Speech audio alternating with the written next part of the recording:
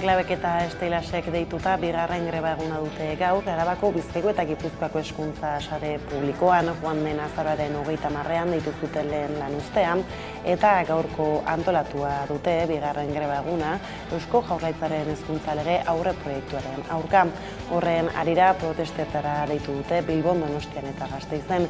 Goizean manifestazioa antolatu dute Gasteizen 11:30etarako Bilboko plazatik abiatuta. Arratsaldean berriz 3 hiriburuetan deitu dute manifestatzera. Eusko Jaurlaritzak parte hartzaren lehenengo datua eman du, ikastetxeen 38%-ren informazioa jaso dute eta langileen 38%-9 egin dute greba. Azaroaren 30eko greba deialdiak 60%ko erantzuna izan zuen, sindikatuek jakinarazi zutenez. Jaurlaritzaren arabera ordea, irakasleen 35%-ak egin zuten greba. Hain zuzen ere, Bingen Zupiri Eusko Jaurlaritzako bozeramaileak kezka agertu zuen atzo, bigarren greba deialdiarekin eta sindikatu deitzaileei presionatzea aurpegiratu zien. Arratsaldeon guztioi, ELA, LAB eta Estela sindikatuak ez daude ados Jaurlaritzako hezkuntza saila lantzen ari den lege aurre proiektuarekin eta hezkuntza publiko propio eta euskalduna aldarrikatuko dute gaur kaleetan. Entzun ditzagun Urren Izurren, Iratito Barlabeko kidea, Miren Zubizar eta ELako ordezkaria, eta Nagore Iturrioz, Estelas sindikatukoa. Oso balorazio ona egiten dugu gaurkoan ere. 60%ak bat egin du grebarekin eta bereziki jarraipena oso zabala izan da haurreskolak partzuergoan, haur hezkuntzan eta lehen hezkuntzan. Legebiltzarrari izango diogu argi eta garbi, aurkeztu zaigun lege aurre proiektu honi ezezko borobila ematen diogula. Eta nahiko argi geratu da hezkuntzako langileek hezkuntza sailak aurkeztu duen aurre proiektu honekiko adierazi duela bere desadostasuna, ezta? Gure ahotsa aintzat hartu dezaten eta nolabait moldatu dezaten eta aldatu dezaten orain arte argitaratutakoak hartu duen norantza. Argi uzten dutela, norantza bakarrean doazela, eta hau hezkuntza publiko pribatua betikotzea da, eta bestetik ez dutela inongo neurri zehatzi jartzen hezkuntza publikoa indartzeko. Bada hezkuntza legaren zirriborroaren aurkako bigarren greba egunean Iñigo Martínez Elkarrekin Podemos iuko legebiltzarkidea izan da gurean gonbidatu nagusi gisa, gai berari heltzeko Martínezen taldeak gogor kritikatu izan du zirriborroa eta magazinean halaxe iritzi dio ezbaiari. Gu argi eta garbi ikusten dugu, bai, zirriborro horretan, bigarren zirriborroa lantzen ari da, edo ja landuta dago, eta hor ez dira txertatzen hezkuntza hitzarmenean adostutako hainbat proposamen, adibidez segregazioaren kontrako hainbat neurri ez dira txertatzen eskola publikoa edatzeko hainbat neurri, eta baita ere, zirriborro horiek apartez, beste dekretu eta agindu batzuk aprobatu dira hilabete hauetan. Atzokoan berriz Euskal Herria Bilduko legebiltzarkide eta hezkuntza idazkariko Izarrese izan zen gurean eta honek halaxe adierazi zuen sindikatuen kritikekin duen adostasuna. Euskal Herria Bildutik ere bat egiten dugula kritika horiekin eta bat egiten dugula sindikatuek modu orokor baten egin dituzten aldarrikapen horiekin, ez? Iruditzen zait, legitimoak direla egiten dituzten aldarrikapen horiek eta sindikatuek oraingo honetan greba aukeratu dute mobilizazio esparru gisa eta guri erabat zilegi iruditzen zaigu hori. Dena den, iruditzen zait ere, eta guk ere ariketa hori egin dugu, ezta? Eta nahiko nahaztia dago giroa, eztabaida pilpilean dago, hezkuntza lehen lerroa hartu du, eta iruditzen zait, sosegua behar dugula, eta nolabaiteko brotxa lodi horretatik haratago, pintzel fina ere behar dugula, ezta? Bestadetik protesta egin zuten atzo goizean hainbat langileek Donostia ospitaleko atarian orainia astebi bertako zerbitzu buruek aipatu zuten protestari segida emateko. Donostialdeko esi erakunde sanitario integratuan gertatutako bi kargugabetzek eragindako haserrearen ondorioz egin ziren lehen protesta horiek atzo jakin zenez ordea, elkarretaratzak heldu den ostiral arte etetea erabaki dute. Adolfo López de Muniain zerbitzu buruak egoera onbideratzen ari dela, adierazteko zantzu bat emana du. Hain zuzen ere nabarmendu du egunotan itxaropenerako bidea ematen duten keinuak atzeman dituztela diskurtso politikoan. Gurean berriz zeneko Pascual Lab Osakidetzako arduradunarekin hitz egin dugu eguerdian eta berak halaxe azaldu dugu gertakariaren gaineko sindikatuaren ikuskera. Ez daukagu inolako zubirik momentu honetan zuzendaritza honekin. Bai, zuzendaritzak eta gerentziak haie jarritako zuzendari eta gerentzia direla gainera, ez dezagun astu, kargu hauek, konfiantzazko kargua direla, baina, azkenean, diktadura militar bat bihurtzen ari da Osakidetzako zuzendaritza hau, orokorrean Osakidetzak ez duela inorekin negoziatzen eta haien zuzendaritzak ere ez dituela kontutan hartzen.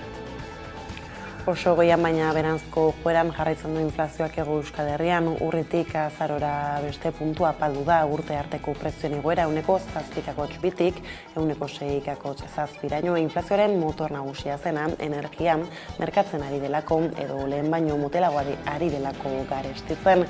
Merkatzetik urrun daude elikagaiak, baina egia da haien garestitzak indarra galdu duela aspaldiko partez. Azken urteetan haien prezioa 15,4 igo da, urrian egiten ari zena baino 30 gutxiago. Espainiako Estatistika Institutuaren azaroko datuek erakusten dute, garbien hasiera batean energiaren garestitzea zena nola igaro den produktu eta zerbitzu gehienetara, horietako funtsezko osagaiak direlako, argindarra, erregaia eta gasa. Hala une honetan janariak eta edariak dira atal inflazionistena. Horien barruan nabarmentzen dira azukrea, olioa, esnea, arrautzak eta patatak.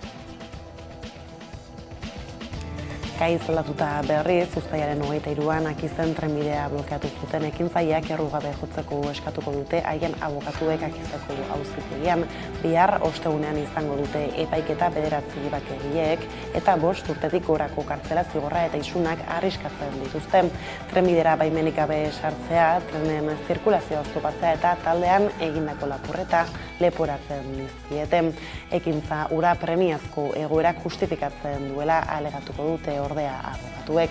Gauzak horrela eguerdi honetan Maite Ubiria kazetariarekin egin du konexioa eta alaxe aritu zaigu epaiketaz espero dena zari. Itsuna batetik bete gabeko zigorra eskaera bateraino murgildu daiteke fiskala eta ikusiko da zer nolako jarrerarekin heltzen dio epaiketa horri bai SNCF konpainiak eta baita fiskalak ere. Dagoeneko ezagutzen duguna da 9 ekintzaile horien abokatuek errugabetzea eskatuko dutela eta hitza eman dutela haien kontra egin dizkieten akusazio guztiak bata besteren atzetik sustatuko dituztela. Ordea 5 astetan Itanoz hitz egiten ikasteko balio duen APA-i aplikazioa sortu du, badiar dugu Euskara elkarteak Kodesintasekin elkarlanean eta Gipuzkoako Aldundiaren babesarekin. Aurkeztu berri duten bertsioa Euskara batukoa da, aurretik oinatiko Itanoa ikasteko aplikazioa egin baitzuten. Honek arrakasta izan zuela ikusirik bertsio berria egitea erabaki zuten.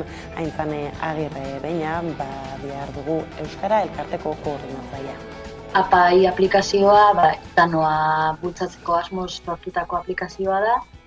Helburua da 5 astean informazio bat eman, Itanoari buruzko informazioa eta azalpen batzuk eman eta galdera batzuei erantzunez mailak gainditzen joan eta 5 astean Itanoaren oinarrizko ezagutza izatea.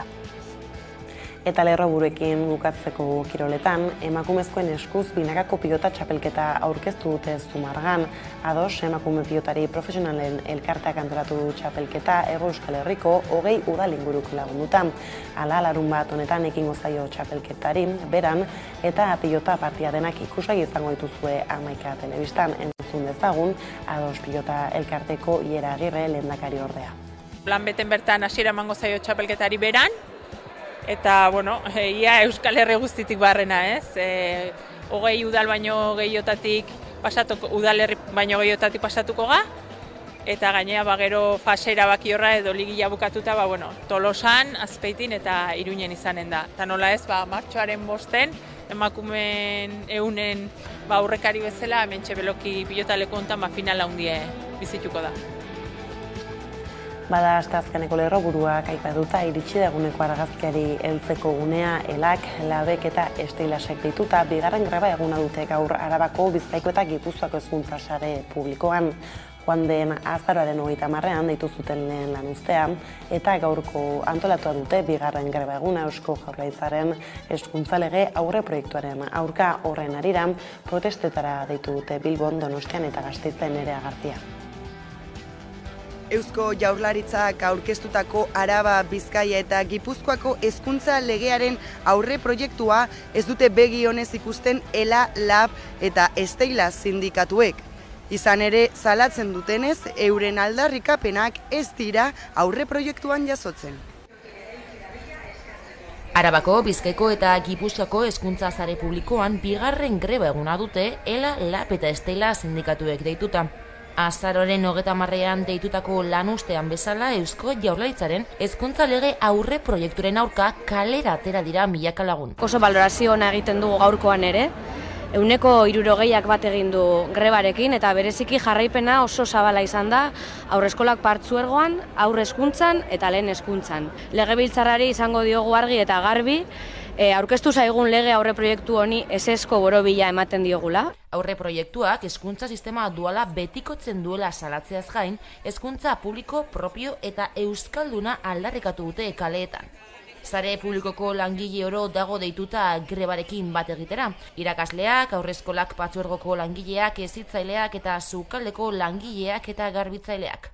Eta nahiko argi geratu da, hezkuntzako langileek hezkuntza sailak aurkeztu duen aurre proiektu honekiko adierazi duela bere desadostasuna, ezta? Bingen Zupiria Eusko Jaurlaritzako bozeramaileak kezka agertu zuen greba egunaren bezperan. Eta sindikatu deitzailei EH Bildu eta Elkarrekin Podemos IU presionatzen saiatzea egotzi die.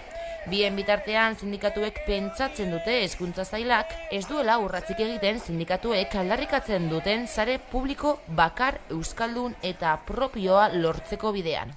Gure ahotsa aintzat hartu dezaten eta nolabait moldatu dezaten eta aldatu dezaten orain arte argitaratutakoak hartu duen norantza. Argi uzten dutela norantza bakarrean doazela eta hau hezkuntza publiko pribatua betikotzea da eta bestetik ez dutela inongo neurri zehatzi jartzen hezkuntza publikoa indartzeko.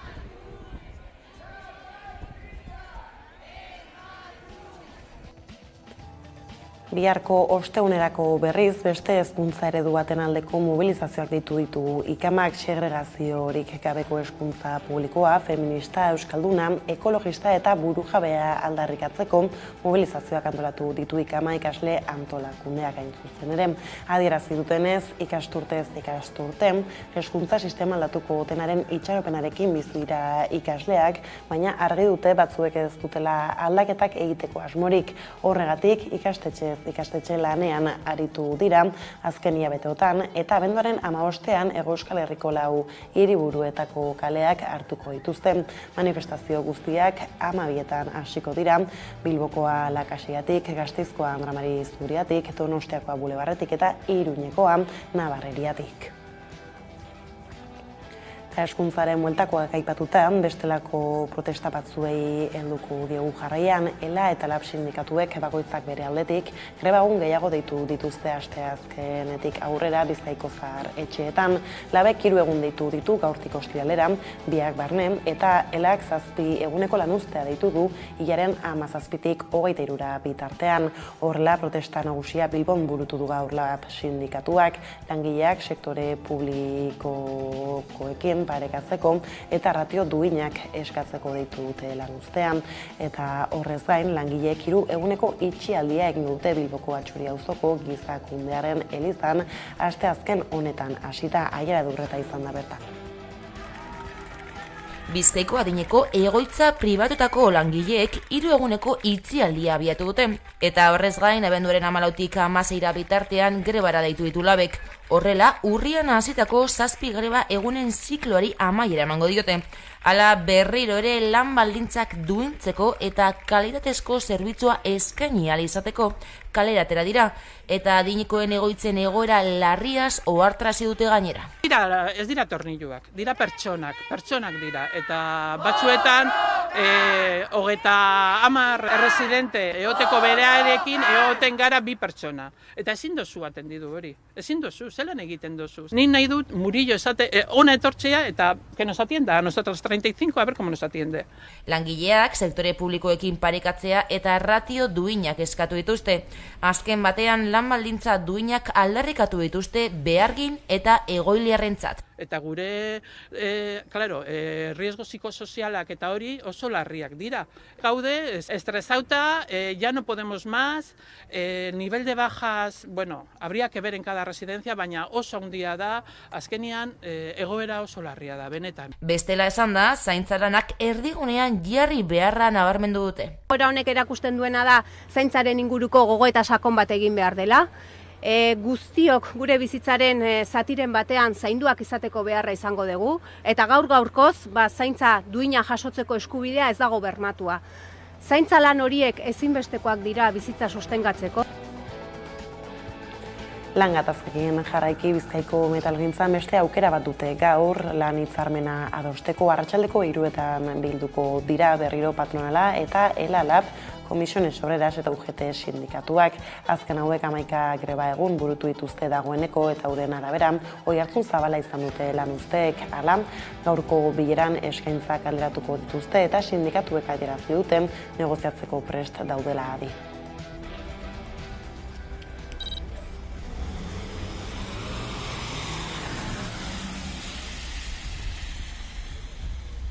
Bueno, ikusi beharko dugu ze mugimendu mota egiten dituen patronala, baina negoziatzeko borondaterik esaten dugunean, bai, ulertzen da, guk ere mugimenduak egiteko prest gaudela. Bai, baina, klaro, horretarako negoziatzeko borondatea egon behar da.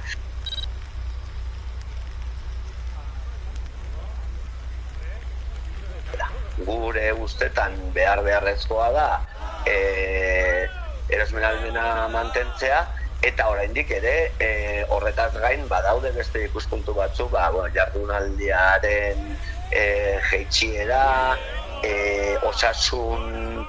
lan osasun arloan ere badare mugimendu batzuk ere egiteko, eta hortaz margena zabalik dago oraindik negoziazioa jarraitzeko, baina horretarako beharrezkoa dana da negoziazio konpromiso bat egotea patronalen aldetik. Eta gure ustetan, bost greba egun horiek mezu argia ematen diote FMI, langilea prest daudela negoziatzen jarraitzeko, baina ere borrokan jarraitzeko ere.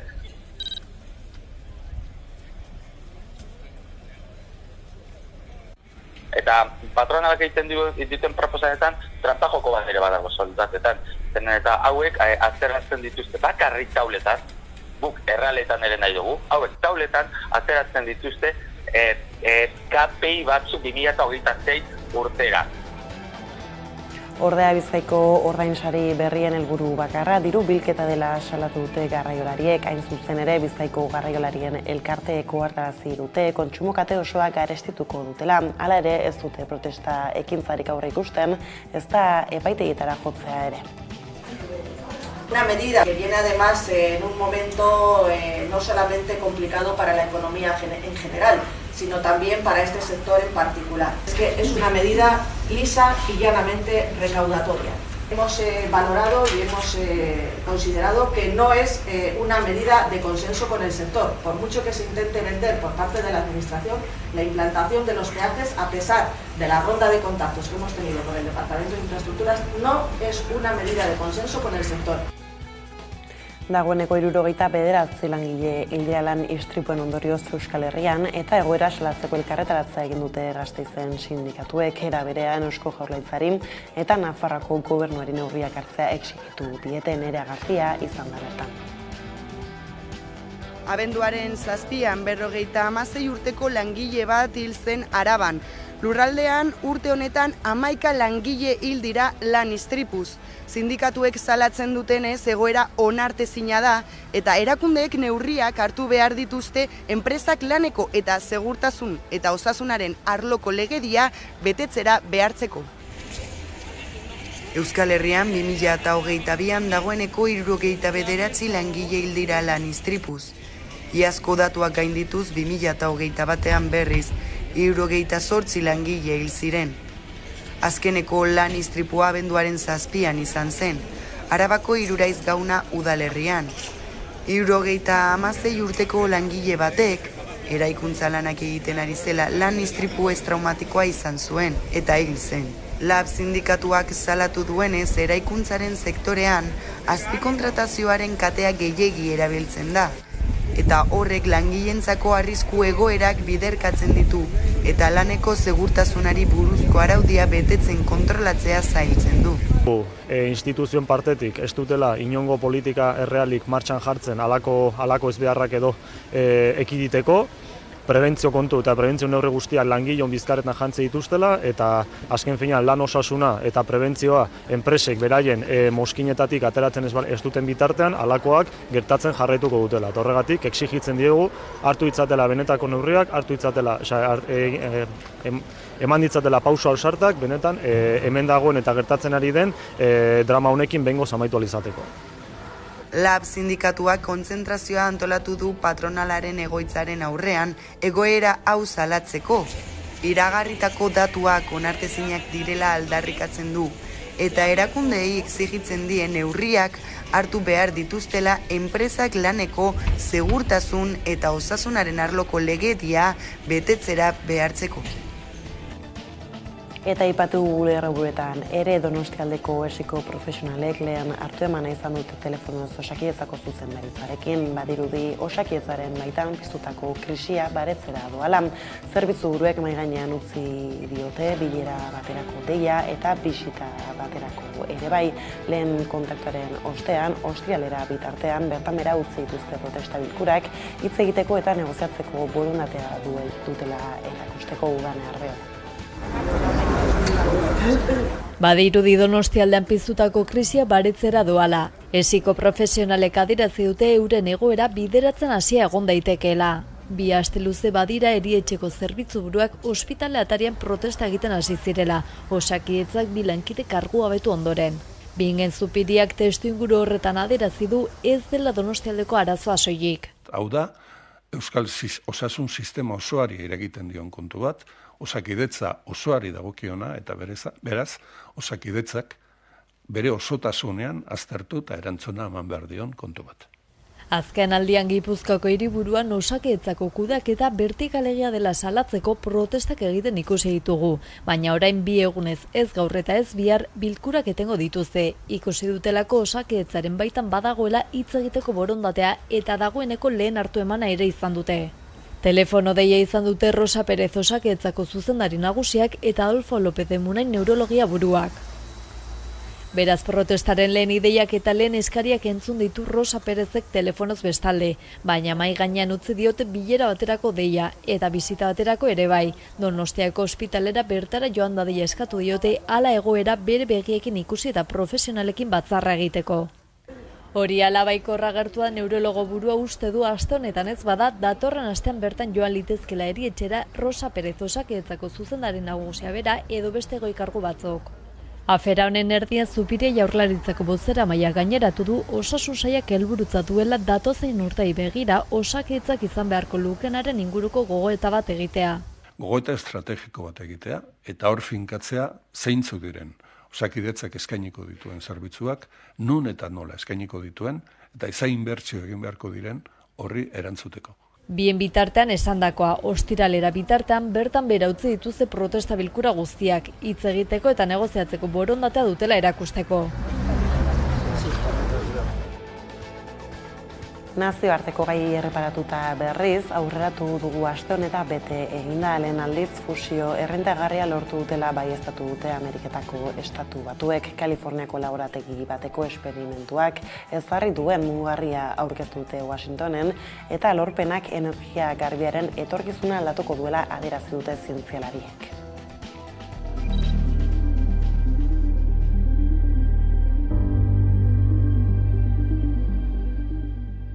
This is one of the most impressive scientific feats of the 21st century.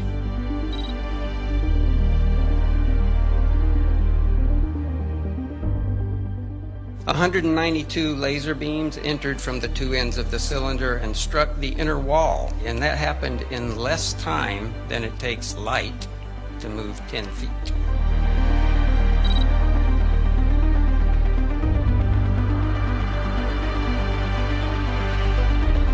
But with concerted effort and investment, a few decades of research on the underlying technologies could put us in a position to build a power plant. Gurera bueltan kultur arlora helduta, hainbat nobedade ditu bertsolari txapelketa nagusiko aurtengo finalak, Iruñako kaleku, 3 aurpegi berri eta 3 andre kantuan, Iñaki Muruak jarriko dio txapela irabazleari. Adi xehetasunei.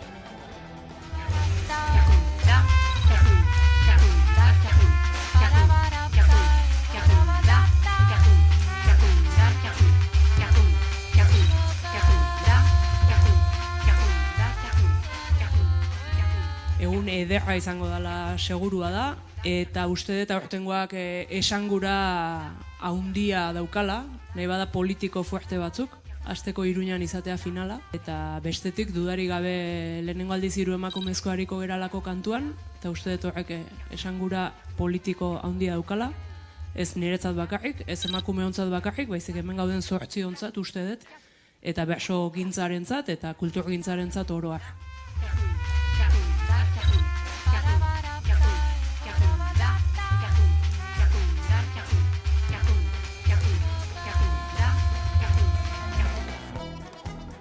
Eta bertso finalaren egun berean, abenduaren 17an, Atortxurrok jaialdia ospatuko da Atarrarian, helburu agertu lelopean.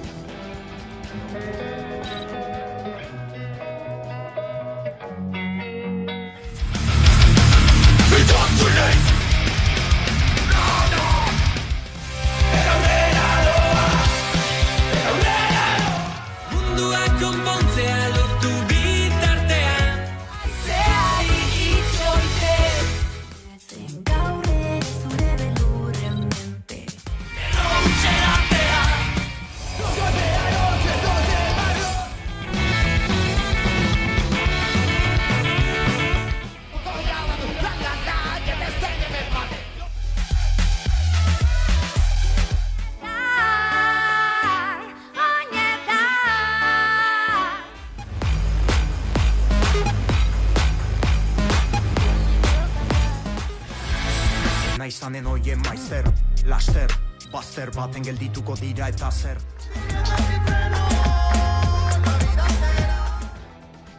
Eta albistegia bukatu baino lehen, kiroletan aipatu dugu Ados Pilotak aurtengo emakumezkoen binakako txapelketa nagusia aurkeztu du Zumarragako pilotalekuan. 24 pilotari izango dira orotara, 2 mailatan banatuta, eta txapelketa larunbat honetan hasiko da beran, partida denak ikusgai izango dituzue Hamaika Telebistan. Emakumezkoen eskuz binakako pilota txapelketa aurkeztu dute Zumarragan. Ados emakume pilotari profesionalen elkarteak antolatu du Hego Euskal Herriko 20 udal inguruk lagunduta. Txapelketan promozio mailan eta lehen mailan hariko ga, promozio mailako 4 bikote ongo die eta lehen mailako 8 bikote. Orotara beraz 24 pilotarik hartuko dute parte. Hain justu larunbat honetan, beran ekingo diote binakako txapelketa nagusiari arratsaldeko 6etan. Eta ondorengo egunetan, Azkoitia, Agurainen, Zierbenan edota Durangon izango dira. 20 udalerri baina gehiagotan emakumen pilotaz gozatzeko aukera egongo da. Gainera txapelketaren fase erabakigarriak pilotaleku zinez entzutetxoeten jokatuko dira. Fase erabaki horra edo ligia bukatuta, Tolosan, Azpeitin eta Iruñen izanen da. Eta nola ez, martxoaren 5 emakumeen eunen aurrekari bezala, hementxe beloki pilotaleku hontan final handie bizituko da. Eta final horiek bai, berdintasun aste horren baitan, egitarauen hortan, barne sartuko dan ekitaldi bat izango dalako eta guretzako hori bat dalako. Pilota partida hori guztiak Hamaika Telebistaren bidez jarraitu ahal izango dituzue.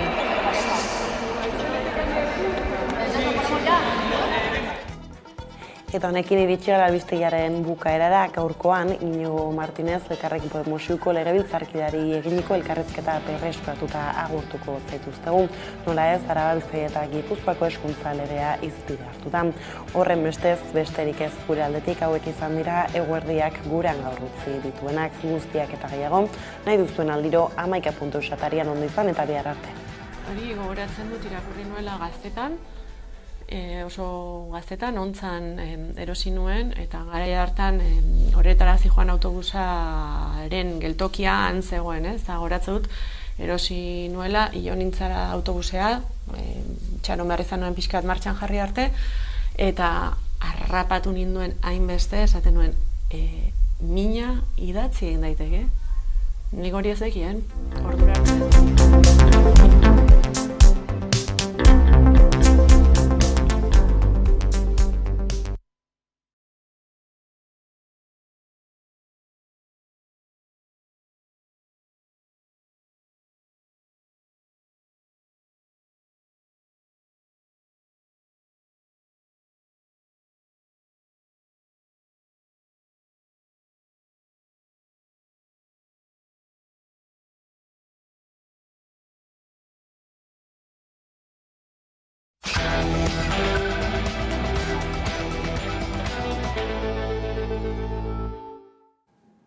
Eta egunero legez, eguneko elkarrizketari atea irekiko diogu, horretarako gaurkoan gurekin dugu Inigo Martinez, Elkarrekin Podemosiuko legebiltzarkidea, eguerdion. Kaixo, egunon. Bueno, gaurkoa, bigarren greba eguna deitu dutena sindikatuek, hezkuntza legearen zirriborroaren aurka, baina sindikatuek ez dira horren aurka agertu diren bakarrek. Elkarrekin Podemosetik ere gogor kritikatu duzue zirriborroa. Zer gertatu da itunean jasotakoa ez islatzeko gero zirriborroan? Bueno, galdera hori, segurazki Bildarratz sailburuak eta bere taldeak erantzun beharko lukete, baina, gu argi eta garbi ikusten dugu, bai, zirriborro horretan, bigarren zirriborroa lantzen ari da, edo ja landuta dago, eta hor ez dira txertatzen hezkuntza hitzarmenean adostutako hainbat proposamen, adibidez segregazioaren kontrako hainbat neurri ez dira txertatzen eskola publikoa edatzeko hainbat neurri, eta baita ere, zirriborro horiek apartez, beste dekretu eta agindu batzuk aprobatu dira hilabete hauetan planifikazioaren dekretua, orain onarpen agindua eta baita ere beste dekretu bat aprobatuko da, eta horrez da txertatzen hitzarmenean itxartutako hainbat neurri, eta horrezatik oso kritikoak agertu gara, eta guretzat azkenengo tanta izan zen 0-2 urteko gelak ituntzearen proposamena hori mai gainean egon zen, gure ekimenen eta gure proposamenen gatik ez zen aprobatu hitzarmenean, eta hori urraketa oso larria da guretzat, azkenean ituntzekoen zarea indartzen du eskola publikoaren kontra. Baina zein azalpene aurkitzen diozu? Ustuz Eusko Jaurlaritzak itunean adostutakotatik haratago joateko interesa baduela? Haratagotik eta batez ere orain arte daukaguna indartzeko edo betikotzeko erabakia edo autua egin duelako. Hori tristea da, ze azkenean guztiok utzi egin dituen gauza batzuk hitzarmena sinatzeko, gure ildo nagusi batzuk ez ziren islatu, guk islatuko genuen bezala, azkenean lau alderdien arteko akordio bat delako, eta hori ez dauka misterio handirik, baina, hori minimoetako, oinarritako akordio bat izan zen, orduan, hortik aldentzea, eta ez dugu esaten gu bakarrik, sindikatu guztiek, greba deitu dutenek, eta greba ez dutenek deitu ere bai, EIG eskola publikoen guraso elkartea, hainbat eragile, Save the Children ere bai, adibidez, bere segregazioaren kontrako neurriak, akordioarenak oso ondo balaratu zituen, baina esan du gero horrek ez daukala isladarik lege proposamen edo zirriborro honetan, eta hori asko kezkatzen gaitu. Eta baita ere, badakigu, bai guk eta beste alderdi batzuk hainbat kritika ditugula, orduan, ez dakigu zergatik Eusko Jaurlaritzak auto hori egin duen, baina momentu honetan erabaki horiekin hitzarmenetik kanpo geratzen dena gobernua bera da. Kritiketako bat da, sistema duala betikotzeko arrisku handia dagoela, zirriborroaren eraginez, ez?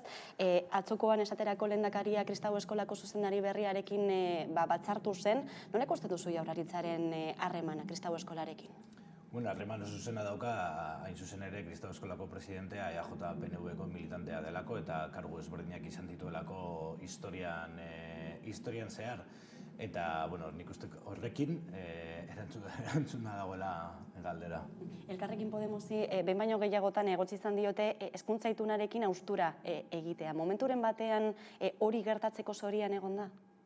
Gure partez, gure irakurketa da Eusko Jaurlaritza berak dela hitzarmena hausten duenak.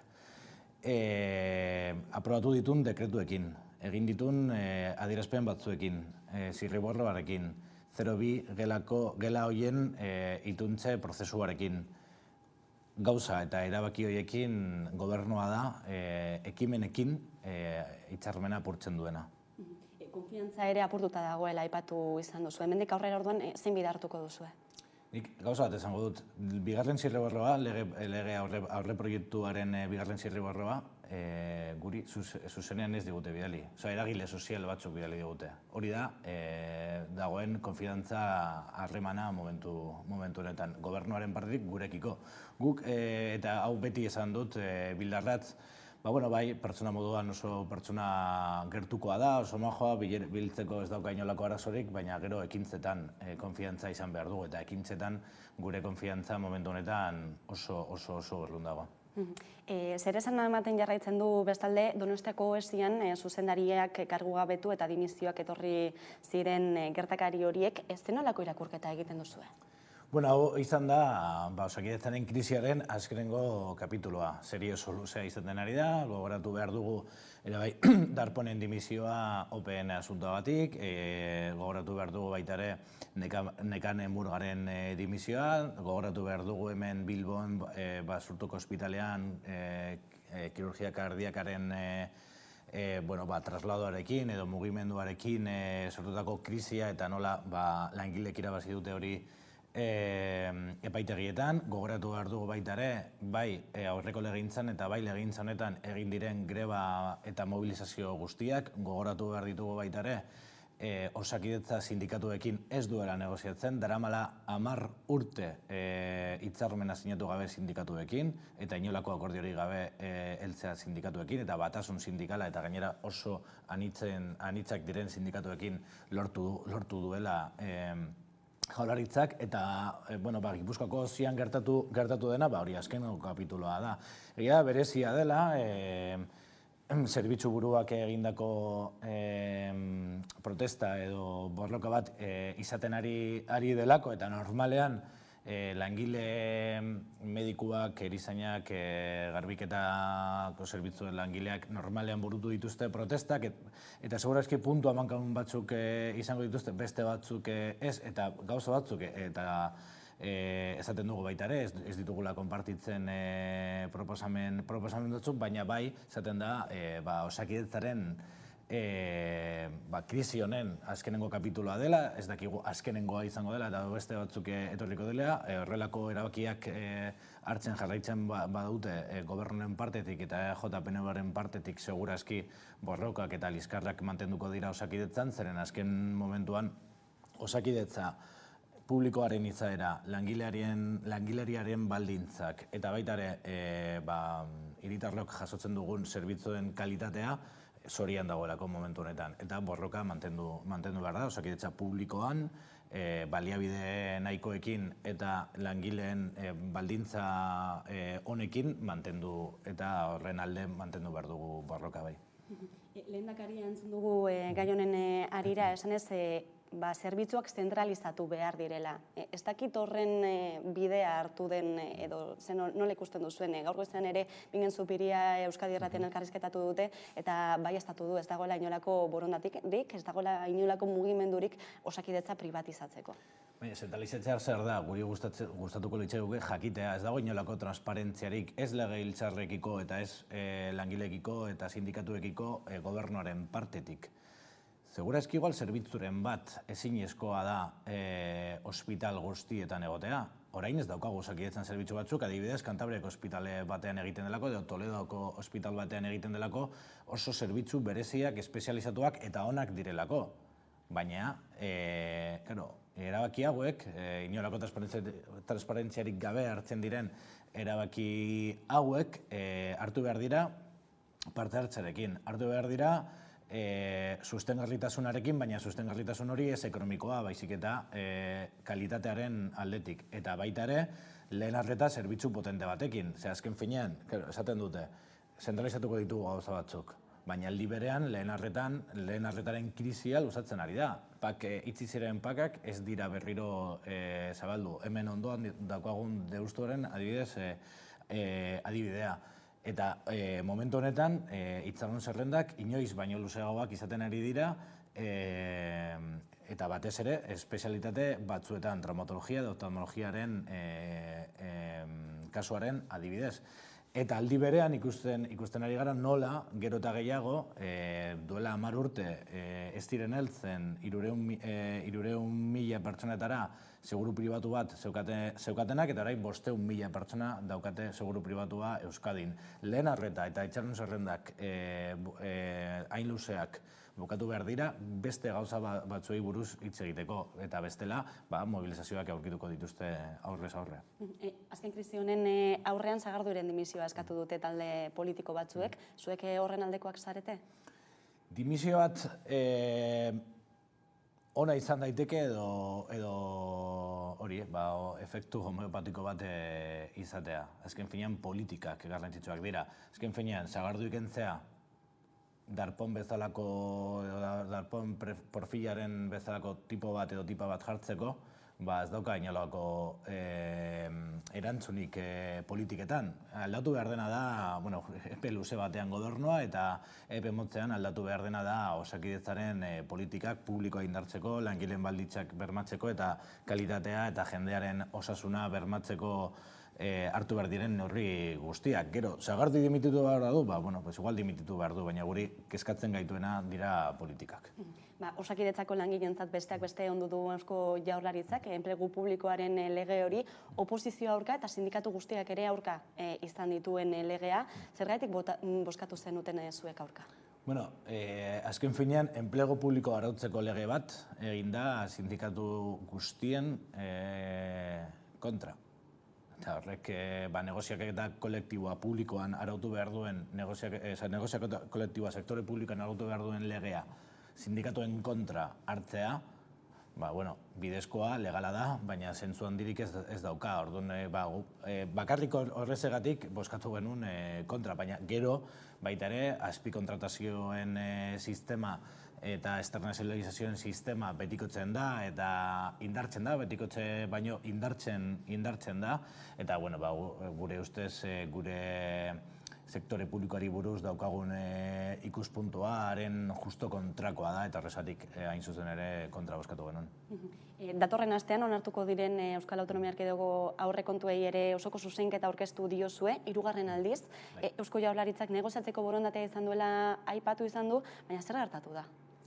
Ez du inolako borondaterik izan, ni parte hartu izan duen bilera batean, eta hor ikusten zen, en plan, dokumentu bat eman ziguten, hainbat ekimenekin, 30 milioi inguruko proposamena zen, baina ekimenen esan genezaken ekimenen 90% martxan daude edo ja aprobatuta daude legebiltzarrean, eta klaro, azkenean, para seguir haciendo, gure boskak ez dira beharrezkoak, orduan, beraiek daukate politika publiko oso zehatz batzuk, gure ereduarekin talka egiten dituztenak, bai hezkuntzan, bai osasun arloan, bai adibidez ekonomiaren arloan, hain zuzenen hor proposatu dugu.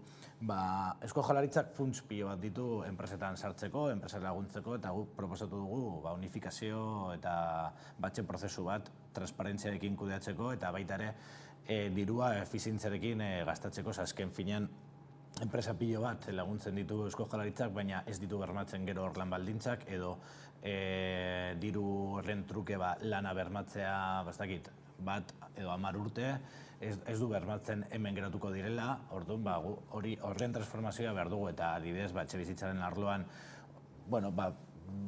jarraitzea egiten dutena, eta energia berriztagarrien kasuan adibidez, energia enpresa publiko bat eskatzen dugu, azken finean publikotik, eta baita ere, orain martxan dauden Euskal Kooperatibekin era bateratu batean lan egitea onena dela pentsatzen dugu, baina EAJ, PNV, Iberdrola eta Petronorrekin daukan hitzarmen horretan ez du ikusten hori, eta azkenean gure ereduak talka egiten dute, eta ez dago inolako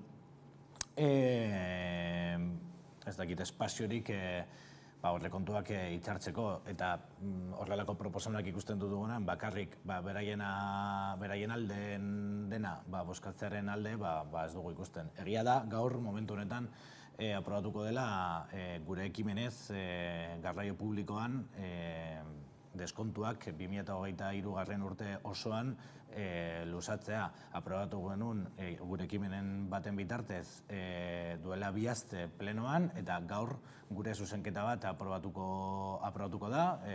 Aurrekontu osoari ezeskoa mantenduko dugu, baina ekimen hori erdibetuko du gobernuaren 2 alderdiekin. Azkenean pentsatzen dugu momentu honetan, inflazioaren gorakada honetan, garraio publikoaren deskontuak mantentzea neurri oso positiboa delako.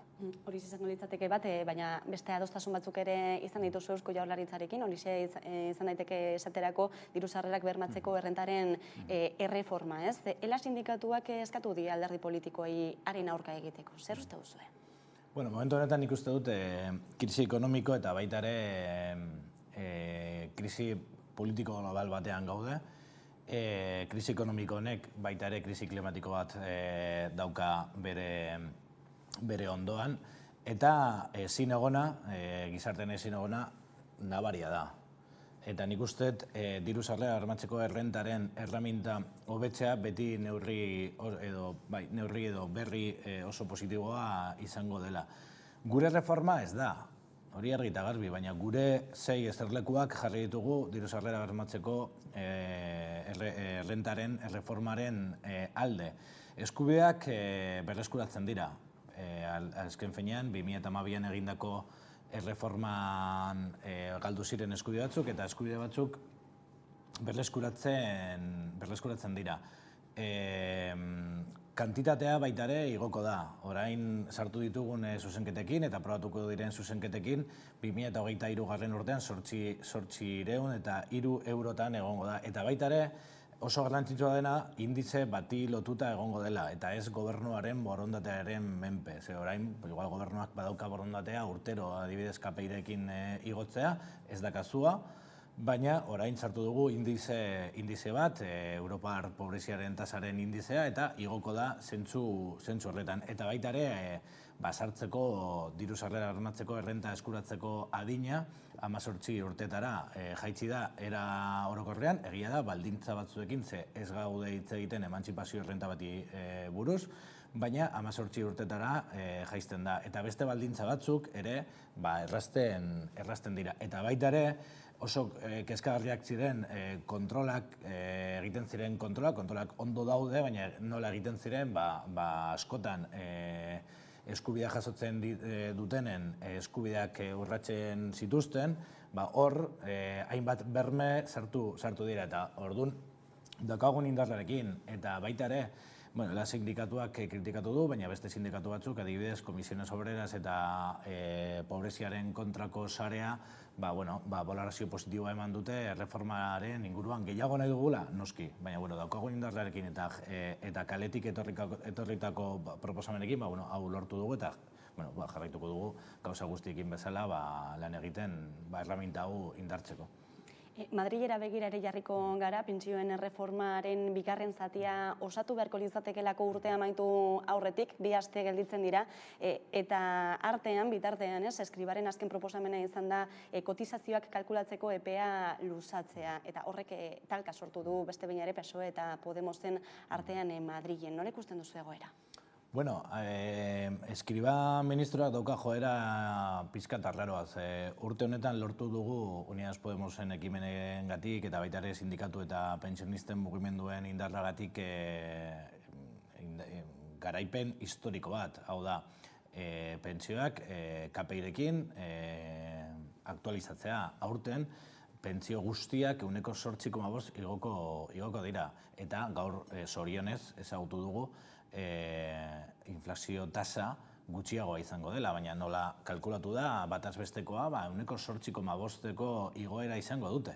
Eta, bastakit joera txarra esaten du, edo joera raroa daukala esaten dute Eskriba ministroa, zeren saiatzen da izkutatzen berri positiboiek egindako proposamenekin. Gu Unidas Podemosetik kontra gaude, beti egon gara horrelako proposamenen kontra, sindikatu guztiak agertu direra dira baita ere eskribaren proposamen horren kontra, kotizazioa kalkulatzeko EPEA lusatzearen proposamen horren kontra, baita ere zeo, oso kuriosoa da zentzu horretan. Orduan, momentu honetan oso urrun dago. Egin behar dena, bermatzea pentsioak kobratu behar direla, pentsio duinak kobratu behar direla, lusatu behar bada edo lusatu behar ez bada, importantea dena jendeak aukeratu ahal izatea bere lan bizitzan izan duen urte oberenak bere pentsioa kalkulatzeko, sustengarriak dira pentsioak bai kotizazioengatik eta bai zergengatik, orduan, azken finean, berbatu behar duguna, estatu osoko pentsionistek oraingoak, baina batez ere, gu bezalakoak izango garenok, pentsio duin bat kobratu halko dugula. Baina eragiteko zen olako tartea dago jakinda Bruselatik ere aginduak eta baldintzak jarrita daudela erreforma batzuk aurrera eramaterako orduan Next Generation diru laguntzak jasotzeko? Pentsioen asuntoan margina oso zabala da eta baita ere Bruselak egiten duena da supervisio bat, baina Espainiak aprobatzen bada pentsioen erreforma bat, non sustengarritasuna bermatzen den, non pentsio basuak igotzen diren, non ematen diren adibidez pentsioen arrakala baita ere genero ikuspuntutik horri irtenbide bat ematen bazaio eta sustengarritasun hori bermatzen bada, bai kotizazioekin eta bai zergekin, Bruselak ez dut uste, ez dakit, oso urrun geratzen zaigun ente bat denez, ez dakit, baina nik uste akordio baldin badago gobernua eta eragile sozialekin Bruselak bermatuko dugu edo bestela egingo dugu guztion artean lana bermatzeko. Aste honetan ere, beste pauso bat eman du aurrera translegeak Espainian. PSOE bakarrik gelditu da bere helegitearekin? Bai, argi eta garbi, eta gainera justizia poetiko puntu bat izan du, zen bosken irakurketa egin zuenak Carmen Calvo izan zen, atxo ikusi nuen bideoa, eta justizia poetikoa puntu bat dauka.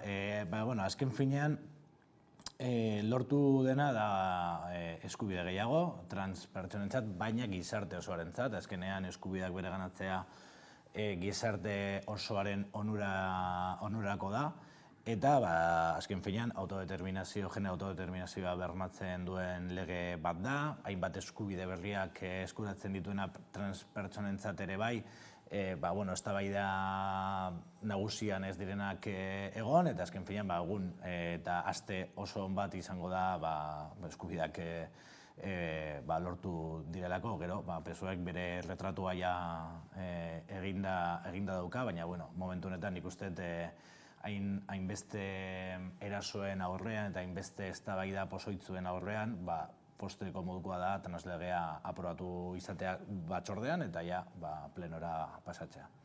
Azken hilabetean ere izpide izan da kongresuan, Melillako gertakariak. Uste duzu Marlaska barne ministroa kolokan egon daitekeela edo bere egoera delikatua izan daitekeela? Ojalá, baina ekainako 24an bizi izan dakoa nik uste oso larria izan zela eta Marlaska ministroak egin duena behin eta berriro errealitatea ukatzea, evidentzien eta irudien eta proben aurrean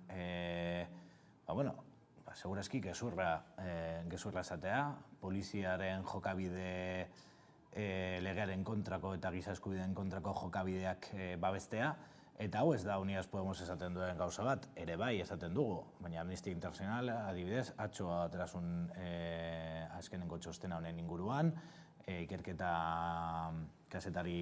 nazioarteko kazetarien ikerketa bat egonda ere bai, non gertatutakoa pizkat reproduzitzen zen eta demostratzen zen nola urraketak eman ziren, eta baita ere Espainiako Defensoria del Pueblok, Espainiako arartekoak txosten oso potentea bat egin zuen poliziaren jokabidea salatzen, eta pertsonak erail ziren poliziaren partetik, Marokoko poliziaren partetik eta Espainiako poliziaren partetik, pertsona batzuk Espainiatik Marokora itzuli ziren nazioarteko legediaren kontra, Eta, honek da beste ekintza bat, non demostratzen den Europar Batasunak daukan migrazio politika, nekropolitikaz pozoitutako politika dela, eta Espainiako estatuan aldatzeko daukagun gauza bat dela, eta lehen baien, azkenean giza eskubideen urraketak ematen dira, egunero hori ezagutu genuen, baina segurazki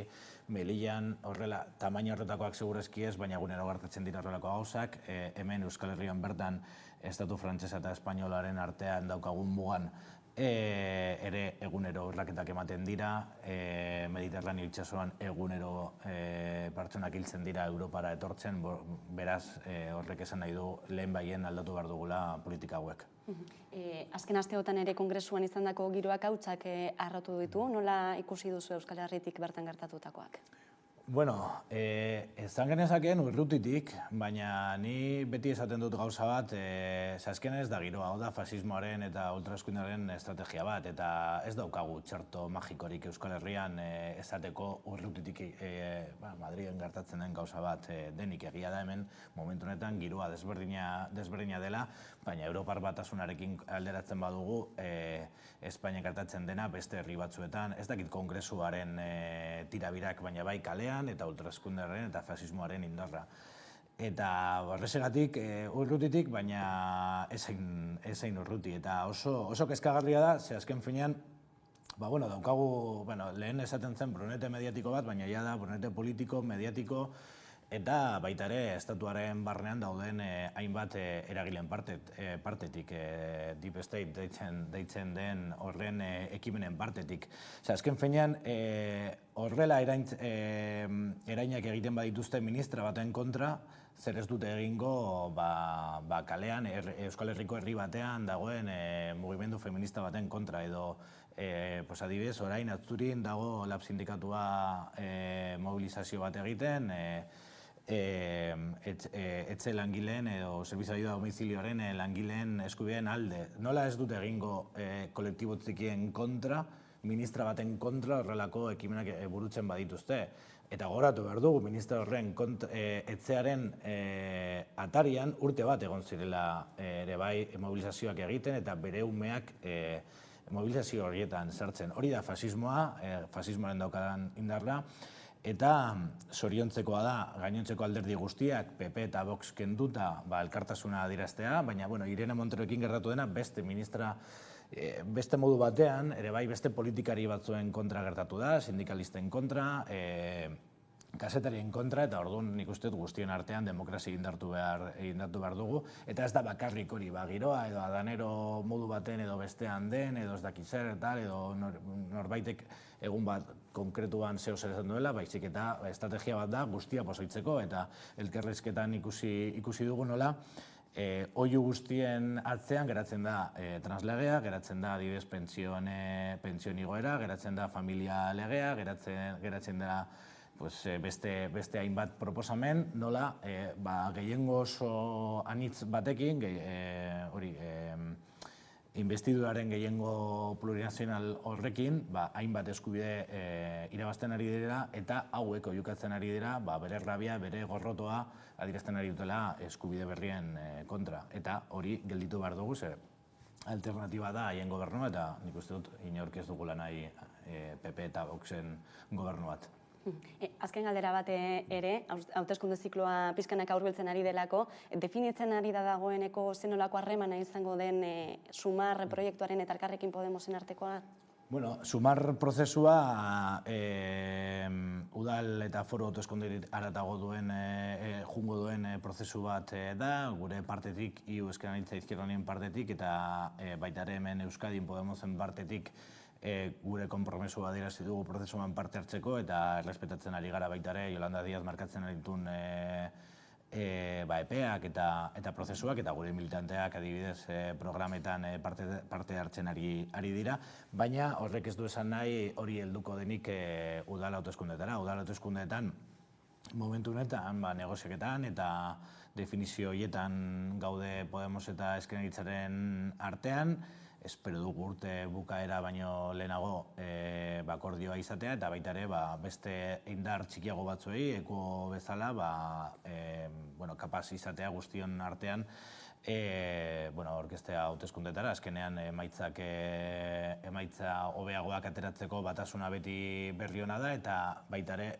Euskadiko instituzioetan eskerreko gehiengoak aktibatzeko gure espazio politikoa indartsu agertu behar da. Iñigo Martínez, Elkarrekin Podemos iuko legebiltzarkidea, eskerrik asko gaurkoan Hamaika Telebistara gerturatzeagatik. Eskerrik asko. Hurrengora arte.